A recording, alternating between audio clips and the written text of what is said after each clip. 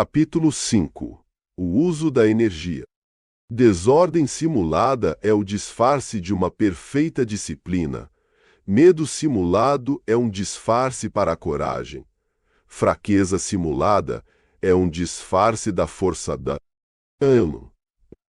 Sun Tzu disse: controlar uma força numerosa não é diferente, em princípio, de controlar poucos homens. É só uma questão de dividir o número total. Desse modo, lutar com um grande exército sob seu comando não é diferente de lutar com um pequeno exército. É meramente uma questão de instituir signos e sinais. Garantir que a totalidade de seus homens suportará o peso do ataque inimigo, mantendo-se incólume, depende de manobras diretas e de manobras indiretas. Que o impacto de seu exército seja como o de uma lixa passando suavemente sobre a casca de um ovo, guiado por essa ciência que estuda a fricção entre pontos fracos e pontos fortes. Seja qual for a luta, métodos diretos podem ser usados no calor de uma batalha, mas serão os métodos indiretos os necessários para garantir a vitória. Táticas indiretas, quando eficientemente aplicadas, são inexauríveis como o paraíso e a terra, infindáveis como o fluxo ininterrupto de rios e correntezas, como o sol e a lua, elas terminam seu percurso apenas para recomeçar.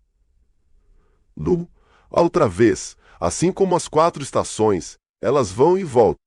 Não há mais que 5 notas musicais em nossas melodias, mas as combinações delas dão origem a mais músicas do que será possível ouvir durante toda uma vida.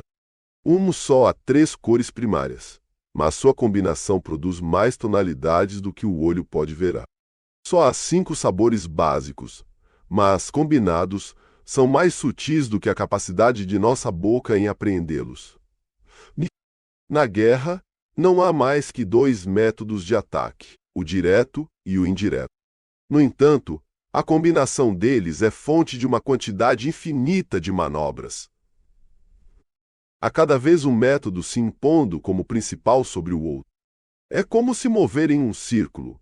Nunca se chega ao fim. Quem poderia exaurir as possibilidades de tais combinações? Tropas, ao se porem em marcha, são como uma torrente que tira do lugar até mesmo as pedras que estão no caminho.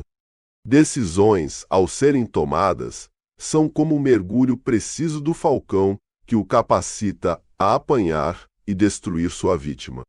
Assim, o bom lutador será muito rápido ao se decidir e terrível uma vez em marcha. A decisão libera a força. Energia é o que tensiona o arco. Decisão é o que solta a flecha. Em meio à confusão e ao tumulto de uma batalha, pode-se pensar que há desordem ou perceber que não há desordem nenhuma. Em meio à confusão e ao caos, a disposição das tropas pode parecer não ter pé nem cabeça, e ainda assim, elas podem estar blindadas contra a derrota. Desordem simulada é o disfarce de uma perfeita disciplina. Medo simulado é um disfarce para a coragem. Fraqueza simulada é um disfarce da força. Esconder a ordem sob o manto da desordem é uma simples questão de manejar subdivisões. Disfarçar a coragem sob o teatro da aparente timidez protege uma reserva de energia latente. Mascarar a força com a cara da fraqueza é ser eficiente em matéria de disposições táticas. Assim, aquele que é mestre em manter o inimigo intranquilo é aquele que constrói aparências enganosas, a partir das quais o inimigo é levado a agir. Ao lançar chamarizes ao inimigo, ele o induz a se movimentar sem descanso. E aí, com um corpo de homens bem escolhidos, fica à espreita de uma oportunidade. Um combatente esperto buscará o benefício de energias somadas e não exigirá muito de indivíduos isolados. Daí ser importante saber escolher os homens certos para poder utilizar a energia conjunta deles. Quando o bom combatente utiliza a energia somada de seus lutadores, estes se parecem com toras de madeira que despencam juntas sobre o inimigo, ou com pedras rolando sobre ele. Porque é da natureza da tora ou da pedra manter-se imóvel quando está no nível do chão, mas correr no declive. manter-se imóvel se tiver 4 quinas, mas correr solta e rápida se for redonda. Assim, a energia desenvolvida por bons combatentes é igual à energia de uma pedra sem arestas que se desprende de uma montanha a milhares de metros de altura. E isso é tudo sobre o assunto energia. Pontos fracos e pontos fortes. 1. Nessa passagem, Sun Tzu estava se referindo às notas musicais usadas na China antiga. Decisões, ao serem tomadas, são como um mergulho preciso do falcão que o capacita a apanhar e destruir sua vítima. Assim, o bom lutador será muito rápido ao se decidir e terrível uma vez em marcha.